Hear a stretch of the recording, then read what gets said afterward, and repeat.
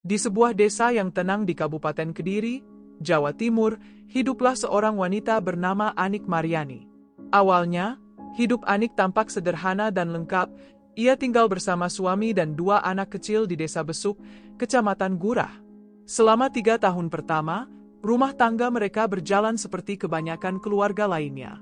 Namun, pada tahun 2019, semuanya berubah. Hubungan itu berakhir dengan perceraian.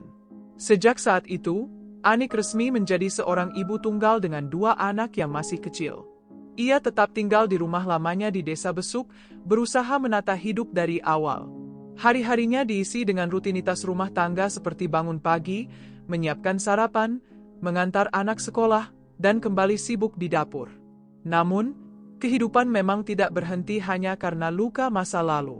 Beberapa bulan setelah bercerai, masih di tahun yang sama, Anik kembali menikah. Pria pilihannya kali ini berasal dari Semarang. Dari pernikahan keduanya itu, Anik dikaruniai seorang anak lagi yang menjadikannya ibu dari 3 anak. Sementara suaminya bekerja jauh di luar kota, tepatnya di perusahaan tambang emas di Batam. Setiap bulan, ia rutin mengirim uang untuk kebutuhan keluarga, sekitar beberapa juta rupiah. Meski begitu, kehidupan Anik tetap berjalan sendiri di rumah. Ia mengurus ketiga anaknya tanpa pendamping, menjalani keseharian dengan kesabaran dan kemandirian.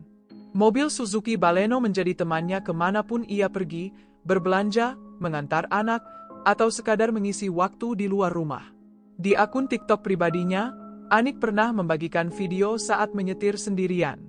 Dalam video itu, ia menulis sebuah kalimat sederhana tapi penuh makna. Sekarang kalau pergi kemana-mana tidak perlu bingung, tidak harus mengajak orang buat temenin. Yang penting bawa uang, debit card, HP full baterai itu sudah cukup.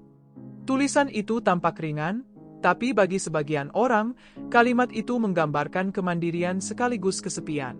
Seolah Anik ingin berkata, "Aku bisa sendiri, tapi kadang terlalu sering sendiri." Meski terlihat tegar di luar, jauh di dalam hati Anik Mariani sebenarnya menyimpan banyak keresahan. Ia punya cukup banyak teman sesama wanita dan beberapa di antaranya sering menjadi tempat curhat tentang rumah tangganya. Dari cerita-cerita itu, satu hal mulai terlihat, Anik merasa kurang bahagia. Namun di balik segala rasa itu, ia tetap menjalankan perannya sebagai ibu dengan penuh tanggung jawab. Setiap pagi, Anik mengantar anak-anaknya ke sekolah, menjemput mereka sore hari, dan sering mengajak mereka bermain keluar rumah. Anak-anaknya begitu dekat dengannya, manja, dan selalu ingin berada di sisi sang ibu. Bagi Anik, kebahagiaan sederhana itu sudah cukup untuk menutupi rasa sepi yang kerap datang ketika malam tiba. Tapi lama-kelamaan, rasa sepi itu makin sering muncul. Aktivitas yang monoton di rumah membuatnya merasa jenuh. Sampai akhirnya, di awal tahun 2024, Anik mencoba membuka warung kecil di depan rumahnya. Bukan semata mencari uang, tapi lebih karena ingin punya kesibukan, sesuatu yang bisa mengalihkan pikirannya. Dan beberapa bulan kemudian, karena parasnya yang menarik dan pembawaannya yang ramah, Anik mendapat tawaran menjadi sales promotion girl untuk sebuah produk di kota Kediri. Ia menerima tawaran itu dengan senang hati. Setidaknya, ada hal baru dalam hidupnya. Pekerjaan itu mempertemukannya dengan banyak orang dari berbagai latar belakang. Di antara mereka, ada seorang pria bernama Dedi Abdullah yang mengaku sebagai pengusaha bawang merah sukses. Pertemuan mereka sebenarnya tidak direncanakan. Anik mengenalnya melalui salah satu teman yang dulu sempat menjalin hubungan dengan Dedi. Awalnya, kedekatan mereka sebatas percakapan ringan lewat pesan. Namun, seiring waktu, Dedi semakin sering menghubungi Anik. Ucapannya lembut, perhatiannya konsisten, dan satu hal yang sulit diabaikan dengan janji-janji manisnya. Ia berkata ingin membantu Anik membuka usaha kos-kosan dengan modal 2 miliar rupiah, bahkan berjanji akan membelikan iPhone 15 Pro Max sebagai tanda kasih. Bagi sebagian orang, mungkin janji seperti itu terdengar muluk. Tapi bagi Anik yang hidup dalam kesepian, perhatian Dedi terasa begitu nyata dan perlahan-lahan, tembok pertahanannya pun runtuh. Hingga akhirnya, tanpa sepengetahuan siapapun, Anik mulai menjalani hubungan gelap dengan pria itu. Sementara itu, pria bernama Dedi Abdullah adalah orang yang berhasil menarik perhatian Anik yang sebenarnya bukan sosok yang seperti ia ceritakan. Dedi berasal dari Kabupaten Brebes, Jawa Tengah. Ia pernah menikah dan dikaruniai 2 anak. Tapi setelah rumah tangganya hancur, Dedi hidup sebagai duda dan sejak itu, kehidupannya berubah arah. Ia bukan duda biasa, Dedi dikenal pandai berbicara dan ucapannya halus, meyakinkan, dan penuh janji. Tapi di balik tutur katanya yang manis, tersimpan niat buruk. Menipu wanita-wanita kaya dengan berpura-pura menjadi pengusaha sukses. Padahal kenyataannya, Dedi hanyalah pengangguran yang kerap berpindah-pindah tempat tinggal. Saat itu, ia tinggal di sebuah kos sederhana di Tulungagung, sekitar 1 jam dari Kediri, kota tempat tinggal Anik. Melalui perantara teman, Dedi tahu tentang Anik, yang seorang janda muda yang cantik, mandiri, dan terlihat mapan. Ia tahu Anik punya mobil pribadi, bahkan sering tampil percaya diri di media sosial. Dari situlah Dedi mulai menyusun rencananya.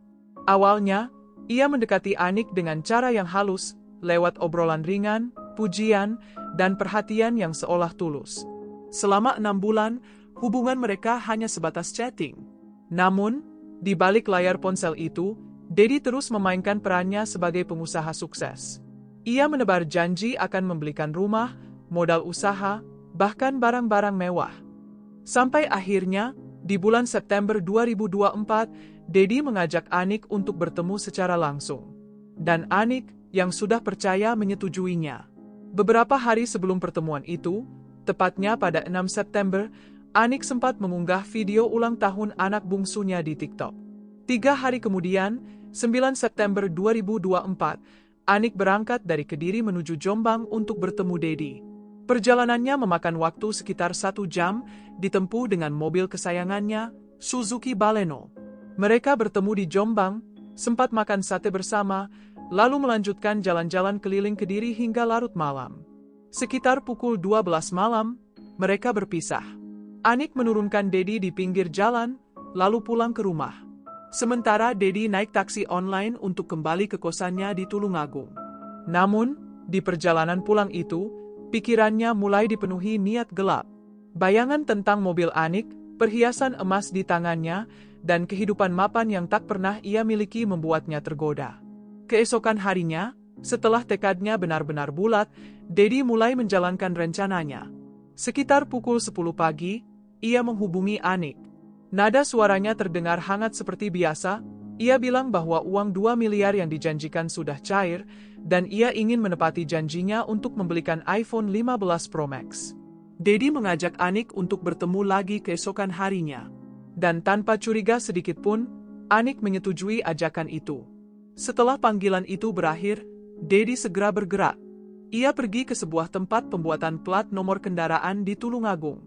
Di sana, ia memesan plat nomor palsu dengan tulisan B2557com. Pemilik tempat itu tentu tidak tahu apa-apa.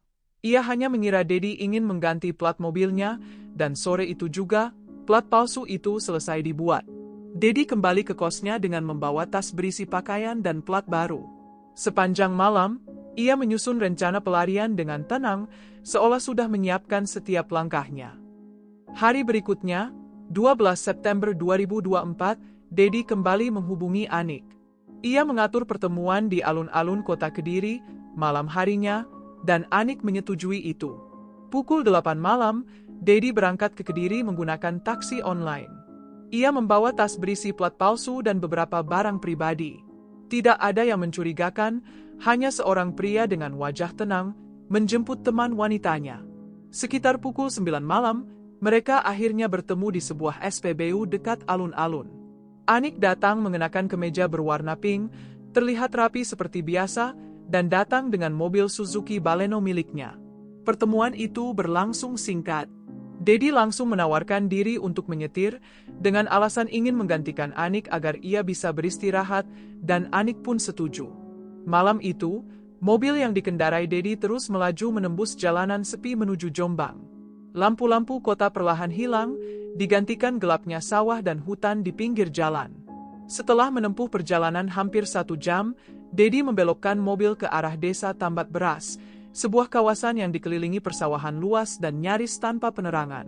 Di sana, ia menepi, Mesin mobil masih menyala, sementara di luar hanya terdengar suara jangkrik dalam gelapnya malam. Tanpa banyak bicara, Dedi tiba-tiba mengambil bantal kecil dari jok belakang, lalu membekap wajah Anik.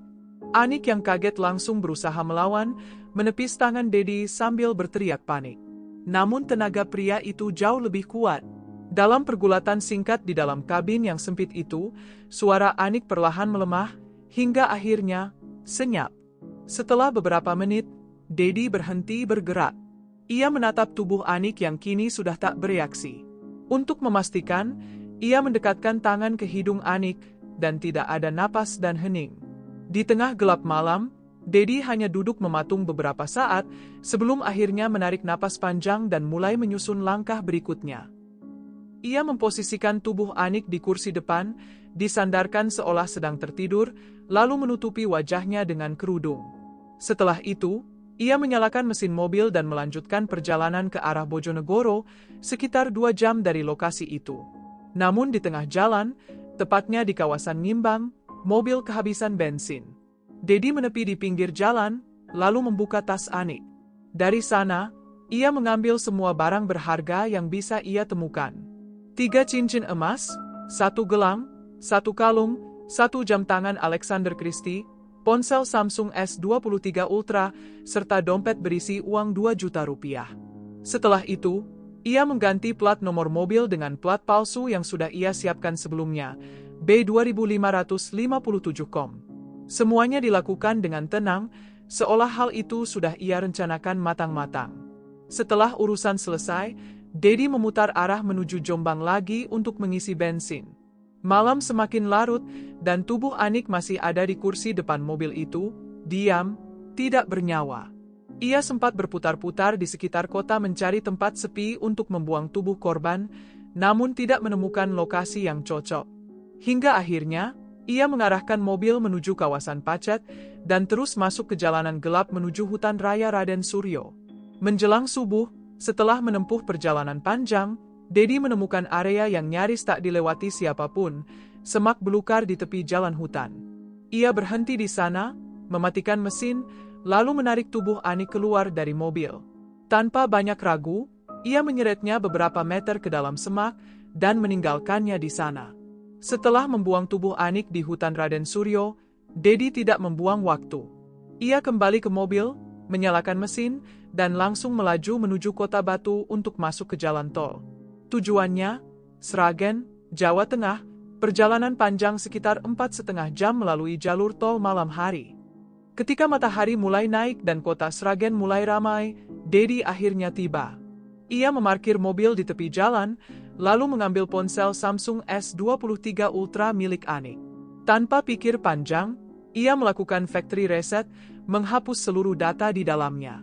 Tujuannya jelas, agar jejak Anik hilang, dan ponsel itu bisa dijual.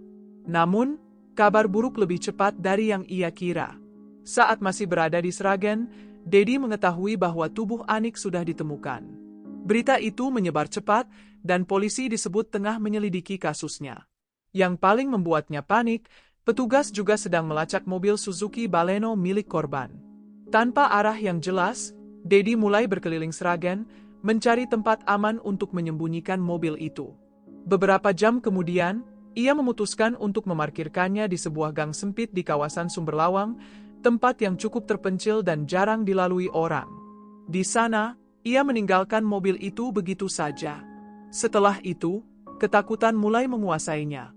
Ia tahu polisi tak akan lama menemukan jejaknya. Dengan tubuh yang kaku, Dedi menumpang sebuah truk trailer yang kebetulan lewat menuju Semarang. Dalam perjalanan itu, ia membuang kunci mobil Anik keluar jendela, satu-satunya barang yang masih bisa menghubungkannya ke kasus itu. Malam harinya, ia tiba di Semarang tanpa tujuan pasti. Ia hanya tahu satu hal, harus pergi sejauh mungkin. Setelah berpikir panjang, Dedi memutuskan untuk kabur ke Riau, tempat di mana pamannya bekerja di perkebunan sawit. Malam itu juga, ia naik bus antar kota menuju Riau, perjalanan darat yang panjang dan melelahkan. Di tengah perjalanan, ia mendengar kabar bahwa identitasnya sudah terungkap dan dirinya kini masuk dalam daftar pencarian orang. Beberapa hari kemudian, Dedi tiba di Kabupaten Rokan Hilir, tepatnya di desa Sungai Daun. Pamannya, yang tak tahu apapun tentang kejahatan itu, menyambutnya seperti keluarga sendiri. Untuk menghindari kecurigaan warga sekitar, terutama karena logat ngapaknya yang terdengar asing, Dedi memilih menyamar sebagai orang bisu. Dan di sanalah, di sebuah gubuk kecil di tengah kebun sawit, Dedi bersembunyi. Selama beberapa minggu, Dedi hidup dengan tenang di sebuah kebun sawit di Riau. Ia berpura-pura sebagai warga setempat yang bisu, menggunakan bahasa isyarat untuk berkomunikasi. Cara itu membuatnya tampak seperti bagian dari lingkungan sekitar, seolah tak ada yang mencurigakan. Tapi, seperti pepatah bilang, sepandai-pandainya seseorang bersembunyi, kebenaran tetap akan menemukan jalannya. Sementara itu, di Kediri, keluarga Anik mulai diliputi rasa cemas. Malam itu, Anik berpamitan hendak bertemu seorang teman. Namun hingga lewat tengah malam, ia tak juga pulang. Teleponnya tak aktif, pesannya tak dibalas. Kekhawatiran pun berubah menjadi firasat buruk, apalagi Anik dikenal sebagai ibu yang jarang keluar malam karena memiliki anak-anak yang masih kecil. Keesokan paginya, suasana tenang di kawasan hutan raya Raden Surjo, Mojokerto, mendadak berubah. Seorang petugas kehutanan yang sedang berpatroli mencium bau tak sedap dari arah semak belukar di pinggir jalan. Saat didekati, sumber bau itu ternyata berasal dari sesosok tubuh perempuan dengan pakaian berwarna merah muda. Petugas segera melapor ke Polsek Pacet dan Polres Mojokerto. Tak lama kemudian, tim Inavis datang ke lokasi. Tubuh perempuan itu langsung dievakuasi ke RSUD Dr. Wahidin Sudirohusodo untuk dilakukan pemeriksaan. Karena tidak ditemukan identitas di sekitar lokasi, polisi menelusuri sidik jarinya, dan hasilnya menunjukkan nama Anik Mariani, warga Dusun Banjarjo, Kabupaten Kediri. Kabar itu segera sampai ke keluarga korban. Mereka yang sejak malam gelisah menunggu kepulangan Anik akhirnya mendatangi rumah sakit dengan perasaan campur aduk, antara tidak percaya dan terpukul. Dari keterangan keluarga, malam sebelum hilang, Anik sempat pergi menggunakan mobilnya sendiri. Namun saat jasadnya ditemukan, mobil dan seluruh barang berharganya telah raib. Penyelidikan pun berlanjut. Polisi melacak pergerakan mobil Anik melalui rekaman CCTV di sepanjang jalur Kediri. Dari analisis visual, mobil itu terekam melaju ke arah Jawa Tengah, tepatnya menuju wilayah Sragen. Setelah dilakukan pencarian selama beberapa hari, petugas akhirnya menemukan sebuah mobil tanpa pemilik yang terparkir di sebuah gang kecil di daerah Sumberlawang, Sragen.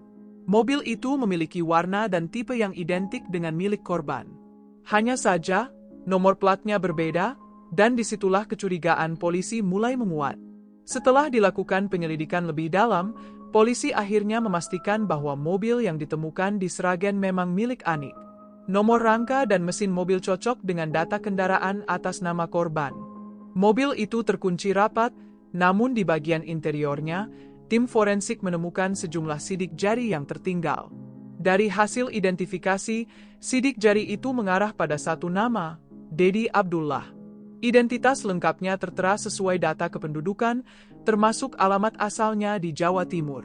Dengan bukti tersebut, status Dedi resmi ditetapkan sebagai daftar pencarian orang. Proses pengejaran pun dimulai. Selama beberapa hari, polisi menelusuri berbagai kemungkinan tempat persembunyian. Hingga akhirnya, mereka mendapatkan informasi bahwa Dedi diduga melarikan diri ke Kabupaten Rokan Hilir, Riau. Informasi itu segera ditindaklanjuti oleh tim gabungan dari Polres Mojokerto dan Polres Rokan Hilir. Hasil pelacakan membawa mereka ke sebuah kawasan perkebunan sawit di desa Sungai Daun. Di sana, Dedi ditemukan bersembunyi di sebuah gubuk sederhana, hidup layaknya pekerja kebun dan berpura-pura sebagai penyandang tunawicara. Saat petugas menggerebeknya, Dedi sempat tetap diam, berpura-pura tak mengerti.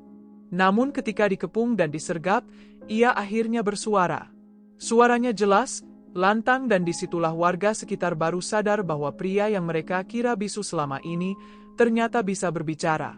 Dedi langsung diamankan ke Polres Rokan Hilir sebelum kemudian dipindahkan ke Polres Mojokerto untuk pemeriksaan lanjutan. Di hadapan penyidik, bukti-bukti yang ada, terutama sidik jarinya di mobil korban yang membuatnya tak lagi bisa mengelak. Akhirnya, Dedi mengakui seluruh perbuatannya. Ia mengaku tega melakukan semuanya karena tergiur harta milik Anik, terutama mobil dan perhiasannya. Ia juga mengakui bahwa selama ini dirinya kerap menipu beberapa perempuan dengan mengaku sebagai pengusaha bawang merah sukses, padahal kenyataannya ia hanyalah seorang pengangguran.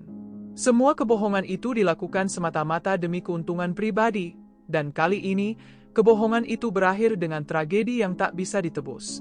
Setelah melalui proses panjang, Dedi akhirnya dihadapkan ke meja hijau di Pengadilan Negeri Mojokerto. Dalam persidangan yang digelar pada 14 Mei 2025, Majelis Hakim menjatuhkan vonis 18 tahun penjara terhadap Dedi Abdullah. Dalam putusannya, Hakim menilai bahwa unsur perencanaan pembunuhan tidak sepenuhnya terbukti. Niat awal pelaku dianggap hanya untuk merampas harta korban, bukan untuk menghabisi nyawanya. Karena itu, ia dijerat dengan pasal 339 KUHP, yaitu pembunuhan yang disertai tindak pidana lain, dalam hal ini perampokan. Vonis tersebut lebih ringan dibandingkan beberapa kasus serupa yang dikenai pasal 340 tentang pembunuhan berencana, yang hukumannya bisa mencapai seumur hidup bahkan hukuman mati. Sementara itu, jenazah Anik akhirnya dipulangkan ke rumah duka di Desa Besuk, Kabupaten Kediri, sebelum dimakamkan di kampung halaman ibunya di Wonosari. Suasana duka menyelimuti keluarga, terutama ketiga anak Anik yang masih kecil dan kini harus tumbuh tanpa sosok seorang ibu. Kasus ini menjadi pengingat yang pahit bahwa satu keputusan keliru bisa menghancurkan banyak kehidupan sekaligus. Di satu sisi, ada pelaku yang rela menipu dan mengorbankan orang lain demi harta. Di sisi lain, ada korban yang terjebak dalam hubungan yang seharusnya tak pernah terjadi sejak awal. Dan seperti yang sering kita lihat di banyak kasus serupa, tragedi semacam ini seringkali berawal dari perselingkuhan, ketamakan, dan kebohongan kecil yang dibiarkan tumbuh besar. Mungkin dari luar, semuanya tampak biasa. Tapi di balik layar, keputusan-keputusan itulah yang perlahan menuntun ke arah kehancuran. Semoga dari kisah ini, kita bisa belajar bahwa tidak ada keuntungan yang sepadan dengan risiko mengkhianati keluarga atau bermain-main dengan kepercayaan orang lain. Karena pada akhirnya, seberapa rapat pun seseorang menutup kebohongannya, kebenaran selalu menemukan jalan untuk terungkap.